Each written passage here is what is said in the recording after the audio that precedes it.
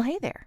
You've stumbled upon the intersection of internet quandaries and psychological insight. Welcome to Veritas Views on AITA, where the quirks of the internet meet the expertise of Veritas Psychology Partners. Recording in progress. Good morning, Michael. How are you today? Gayle. Hi. Wow. Pip, pip, and cheerio. I know. It's time for another episode of Veritas Views. Let's do it. I'm totally off script right now. Just Michael, roll us into rampant. this. All right. Thanks for joining us. I'm your host, Mike MacBride. I'm joined by our dynamic duo of psychologists. Oh, and I'm Dr. Gayle MacBride. I'm excited to be here with my business partner and friend, Dr. Daniel Kessler. Welcome. And I am the aforementioned Dr. Daniel Kessler, who jumped totally off script at the beginning. Michael, you've got something for us to pick apart today, don't you? I do. Welcome, both of you. And for any of the newbies out there, if you don't know what Am I the Asshole is, in short, someone's posted a scenario online and asked readers, who's the asshole here? And that's what we're going to help determine. When there are any identifiable information in the post, we've changed those to try to be a little more discreet. And if you're new, also stick around through the credits. We always have some kind of bonus conversation. But for now, neither Dan nor Gayle have seen this or read it before. I haven't tipped them off. So let's go. Today's question is... Ooh, the suspense, Bum, the bum, anticipation. Am I the asshole for selling my late wife's cake recipe to a bakery? No. No? Interesting. Just like that? I don't Just know. like As a daughter-in-law in a family where recipes are sometimes guarded very carefully. Yeah. maybe this person is. She's not using it anymore. But it's hers. She's not using it anymore. It doesn't matter. Sometimes She's not using it. What does she need it for? Okay. Can we at least agree to hear the details? Yes. I think we should hear the details. All right. I'll give it to you. Here it is. My late wife passed 3 years ago. Our 2 kids were in their late 20s at the time. It's been a hard few years, and it's even harder now that I live alone. She had a lovely dark chocolate cherry cake. It was my favorite thing, and she would make it for every Father's Day or any other festival, any other holiday that I requested it. I am a shit baker, and I've tried to remake it from her notes. The notes are not very clear, and it never turns out right. It's depressing. I've spent so much time trying to remake it, and it is always wrong. I've asked Let me just interject. Sometimes it doesn't taste the same because the baker themselves just didn't make it. So sometimes food doesn't taste as good when you've made it for yourself. Even if you follow the recipe exactly, sometimes there's just a loveliness in someone else making that dish for you. Okay. And the person or the person baking it like doesn't follow that recipe anymore. And they throw in a little extra this, a little extra that, you know. This is true. But I stand on sometimes food tastes better when you don't cook it yourself, that someone's made it with love, like that love ingredient. Okay. Anyway.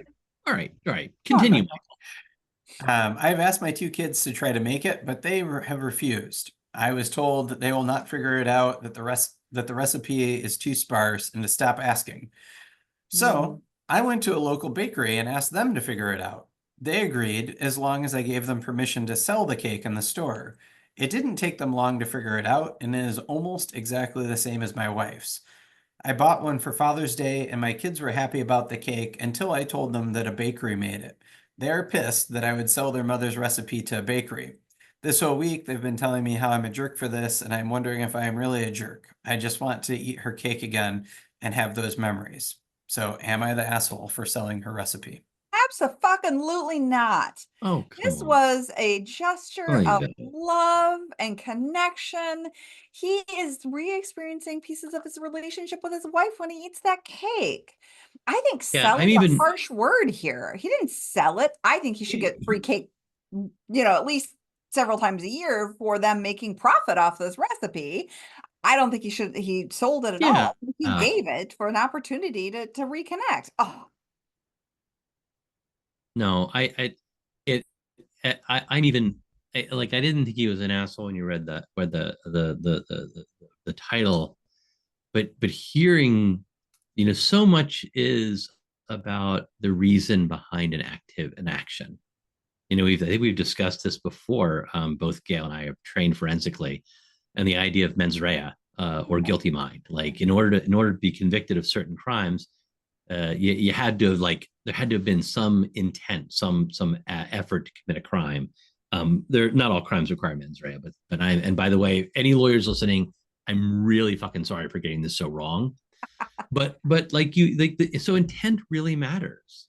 And his intent here is to regain a piece of his something that was really special about the woman he loved.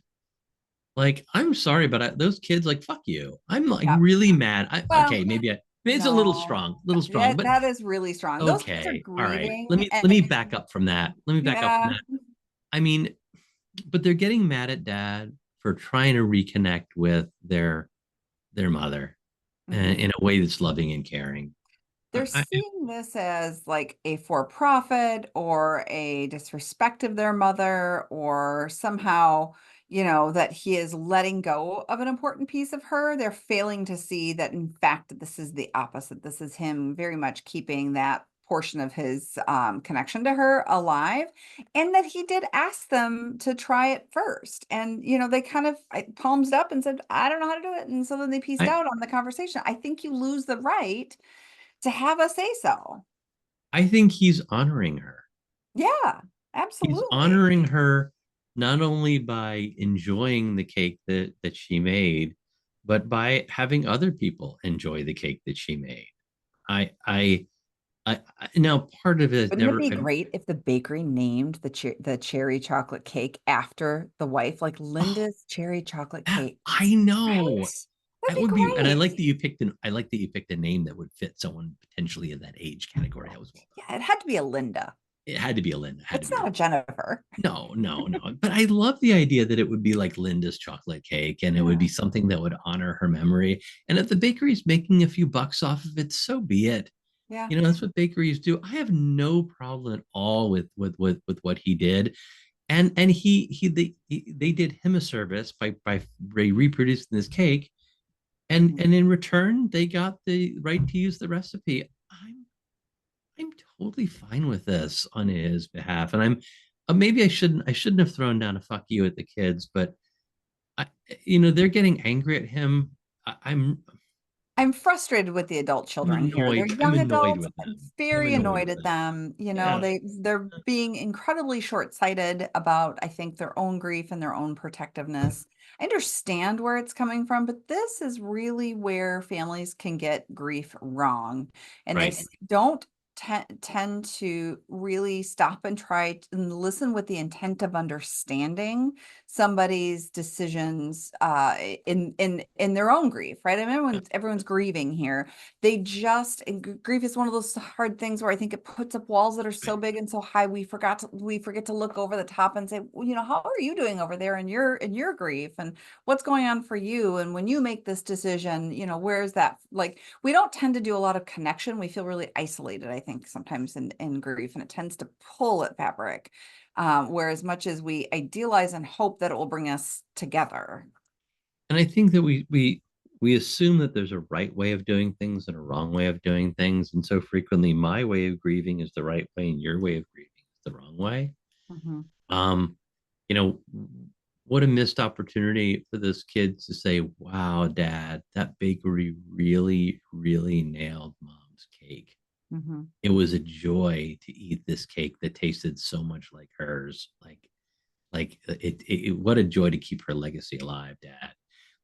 But even more than that, you and I have both seen the number of families that get into conflicts about all sorts of things related to Mom's clothes, Mom's furniture, Dad's jewelry, whatever. And like, oh, I have the right to this and you have the right to that. And yeah. And I'm sure you get this too, where people will come into our office and ask about what they should say to someone who is grieving, and often my response is, there are a few things you shouldn't say, right? But there's any number of things that you can say. And very often my advice is really to think about the person who's passed and consider something in some way that they've touched your life, a memory that you have. something that evokes a fondness, and share that with the grieving individuals, the closer family members. And if you don't have that, let's say it's your boss's mother whom you've never met, then no worries. Ask your boss, tell me about your mom. What was something that she was really skilled at? Or, what's one of your favorite memories? Ask the question, let them share that with you. And what a beautiful way to have that conversation and see someone's grief, and to just sit with them as they have all of those complex emotions. And this is where those kids really failed, because the cake is the perfect opportunity for that fond memory of mom. And we could have that at dad's birthday and at Father's Day, and maybe even on Mother's Day. So we have the cake 3 times a year as an opportunity to talk about mom, and to put forward what a wonderful baker she was, and all of the great things. Like, it's a doorway to having those really loving conversations, not to close off. I like the little sidebar here, and I want to jump off on that a bit. This idea that, like, when you're visiting someone who's grieving, or someone brings you bad news or grief, we have this sense that I need to make it better by being reassuring. Yeah. And I think that while that occasionally works, I think it's far better just to sit with someone's pain. Just that I remember after, and I'll share a personal moment here. After my father died far too young, he was in his 50s. I called an old buddy of his from his carpool who'd moved away, and I'm like, "Hey, Bob, this is Dan, Matt's son." And as soon as he heard me say that, he was like, he responded with, "Oh shit." And in that was probably the nicest, kindest moment for me, because rather than try to be reassuring, he shared my grief with this very honest moment of, "Oh shit. Okay, what are the arrangements?" Yeah. And I think sometimes when someone is grieving or they've heard bad news, we want to make them feel better. And sometimes the best thing we can do is just sit with their pain. Wow, it sucks that you lost your mom. Wow, that's got to be really hard for you. Or how is that? Tell me about it. Like you said, tell me about her. Tell me what, because those reassuring people, telling people things are going to be fine. I'm not a fan personally. No. And the grieving people will often come to us in frustration, because that's not what they want to hear in that moment. They do just want their pain to be heard and to be validated, right? Yeah. And so what a wonderful opportunity. And getting back to this situation. So dad, not the asshole. Dad, not an asshole. Totally 100% not the asshole, and shouldn't be shit on.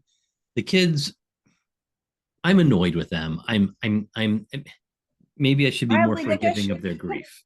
They're more than mildly dickish, because they let their own feelings override their dad's pain. Yeah. And they didn't recognize. I'm not sure if I'm willing to call these grieving kids assholes or not. They certainly sparked a bit of anger for me. But I'm troubled. I want to hear more. Yeah, I think the kids definitely suck here. Dad's not the asshole. I think this is a really beautiful way, unless, again, if I'm making up facts and massaging it, mom before her death said, "Don't you ever share my recipe." That might be different. If she declared it, then the kids are absolutely the right. How dare you, Dad?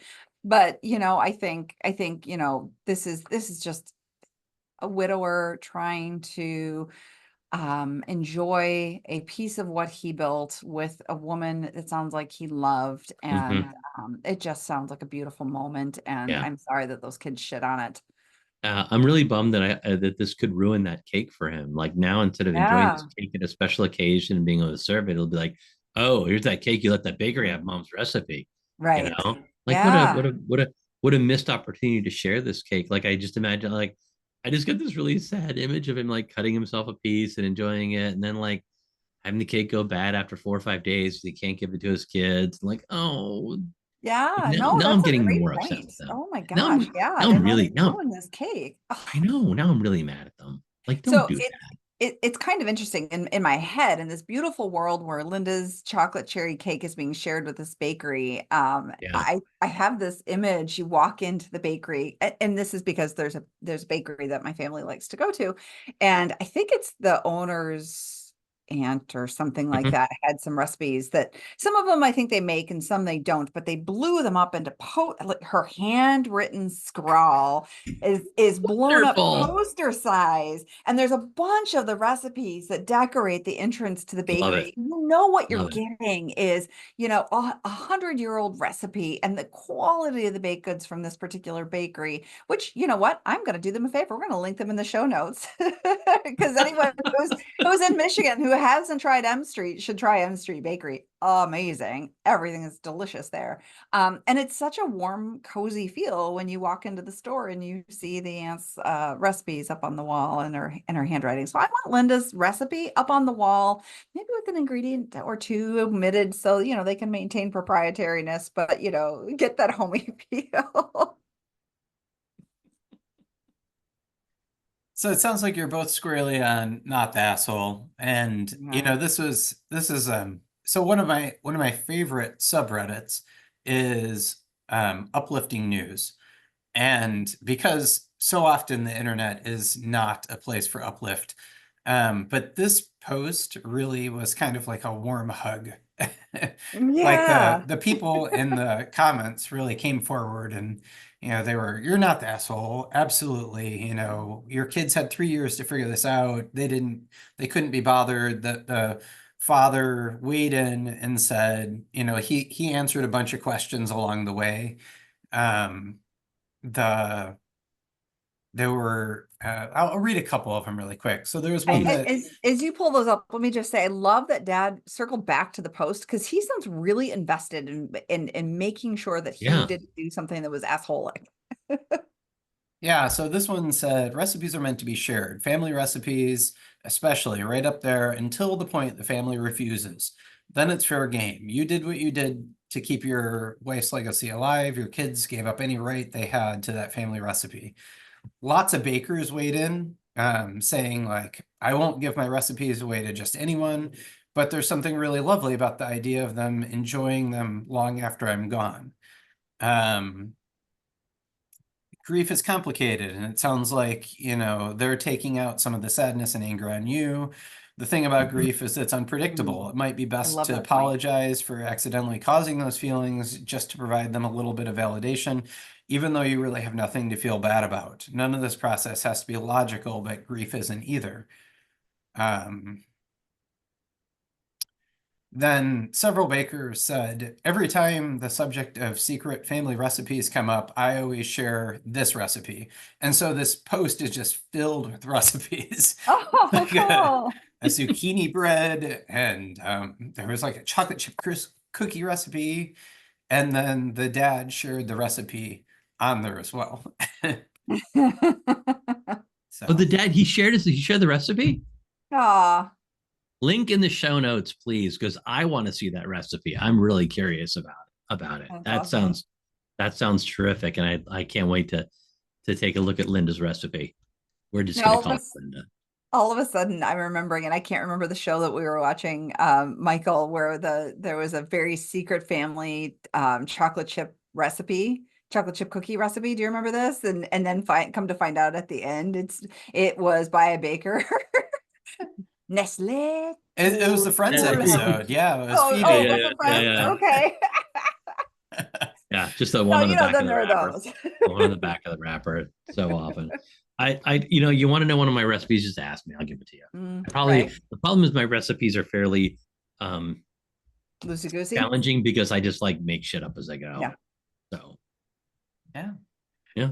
Well, all right. Thank you both for another riveting debate and a glimpse into the collective conscience of the internet forums. Remember, morality is often shades of gray and not just black or white. This was a really touching one. Thank you for Yeah. bringing this to us. This had some real heart. Definitely. And everyone out there, please follow and share Veritas Views on any of our podcast platforms with your neighbors and friends. And as always, stick around through the credits for a bonus conversation. Who knows? Maybe it'll be a recipe. You can follow Dr. Dan Kessler at Dr. Dan Kessler and Dr. Gayle MacBride at Dr. G. MacBride. Oh, and you can find them both at veritaspp.com. Credits: Tickling the Ivories, Matthew Reddington. Art, production, and design, bringing this show together with flair and finesse, Michelle Love. Recording and editing, turning chaos into something worth sharing, Michael MacBride. Intro, outro, I'm Kelly Buttrick, a VO talent who just happens to be Dr. MacBride's cousin. Cats, CJ, Linus, Sadie, and Griffin. Hosting by whomever lost the coin flip. Interruptions by all their children. The content of this podcast is for informational and educational purposes only and is not a substitute for professional mental health advice, diagnosis, or treatment. Listening to this podcast does not constitute a therapist-client relationship. If you believe you may be experiencing a mental health issue, please seek the assistance of a qualified mental health professional. If you are experiencing a mental health crisis, you can call or text 988 from anywhere in the U.S. to be connected to Crisis Mental Health Services. Thanks for listening. As promised, here's the bonus conversation. So Gayle, Yes. sometimes after going out eating something, my wife and I will sit down and try to figure out that recipe. What have you ever? I'm taking a shot in the dark here. Ever tried that? And did you come up with it? Were you able to reproduce the thing you had? That's a great question. I am usually prone to ordering out something that I myself wouldn't or couldn't make. So like sushi, for instance, is a great thing. Like I love going out for sushi. I'm not going to make sushi at home. It's really labor intensive. It's always delicious. So I tend to be on that end of things, but I will tell you, there was one, and actually, and I kind of hope she's listening. I'm gonna shout out to Monica, who worked as a nurse back in the day. She was working on our mental health team, if you remember, Dan. And she ordered out this pizza. And it looked delicious. And so we went ahead and we ordered out a similar pizza, probably modified the toppings a little bit. And then was like, okay, I think we can do this and we can make it exactly the way we want. We can reproduce it. And so I think that's probably the closest thing that I can come up with off the top of my head, which was it's a pizza with a garlic white sauce and spinach and sun-dried tomatoes and artichokes and it's done in that really greasy, crispy crust, and it's so good. So that's probably the closest. And I lucked out once. I had this one dish at a restaurant in Minneapolis, Bar La Grassa. Shout out to Isaac Becker. I never met Isaac Becker. I have no idea. Restaurant. I don't know if hopefully he's a nice guy. But like a week after we ate this dish, the Minneapolis newspaper actually published the actual recipe. Nice. Like he gave them the recipe and let them publish it. And this is the thing, like you mentioned earlier, something cooked with love. Like, so what if you put the recipe out there? If you want to make it at home, he's fine with you making it at home and trying to make it at home, but come to his restaurant and eat it too. I don't think we need to be so like wound up about maybe it. Maybe another restaurant might steal it. I don't know, but yeah.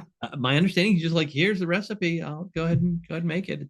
So back in the day, my darling husband and our podcast show host worked as an adjunct at Le Cordon Bleu, the college the culinary college. And he ended up rubbing elbows with some interesting people. And I'm not going to remember his last name. Hopefully you do, Michael. But we call him Chef Dan in our house. He would go on Sundays before the Vikings game or at some point during the Vikings game. And he would he cook or give recipe ideas? And we were going to host one time and Michael went to him and said, Dan, like what should we make? And so Chef Dan gave us the salad idea. It's a bean salad idea. And this was probably 15 years ago now. We still make that frickin' salad. Like it's in my refrigerator right now. And it's Chef Dan salad. We credit him every time. This underscores that food is a way of connecting. And food is meant to be shared. And sometimes we share our food by feeding friends and family who we love. Sometimes we share our food by sharing our recipes. But food can bring us together. And I'm saddened that in the story, the food is pulling them apart. What a great opportunity for food to bring them together. Yeah. That's a great way of I describing don't it. remember his last name either. I'm sorry. I was trying to remember what it was.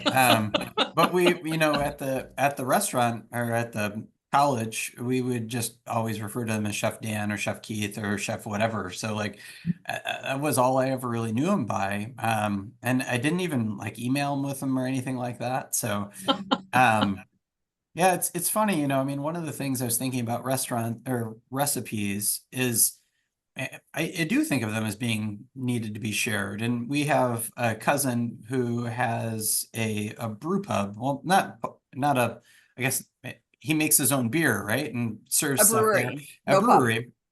No pub.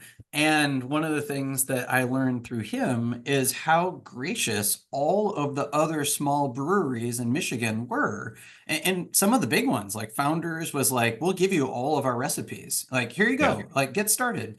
And because there's variation in all of that stuff, like trying your best, you're never going to get hit exactly right. And you're going to find your own spin on it anyway. So I loved that there was like this culture of encouragement and sharing. And that's always what I've tried to embrace with recipes. I have a chocolate chip cookie recipe that we share around as well. And I was going to say, but we're not going to put it on the internet. Oh, I'm not ready okay. to share Well, that. That is my husband's chocolate chip cookie recipe. And maybe someday after he's passed, I'll ask a baker to make it, but probably not because my kids know how to make it. They make these cookies with him. Wow, I had you killing off your husband at the end of the podcast here. All right. But I got my kids to make his chocolate chip cookies, so we're good. With that cheerful note. Yeah. Well, thanks everyone for tuning in. Hopefully I'll be around next week for another asshole debate. We love hearing from you, so please review us on Apple, Spotify, or, well, wherever you're listening. If you enjoyed this podcast, please review, like, and follow. Also, give it a share. This helps us reach more listeners.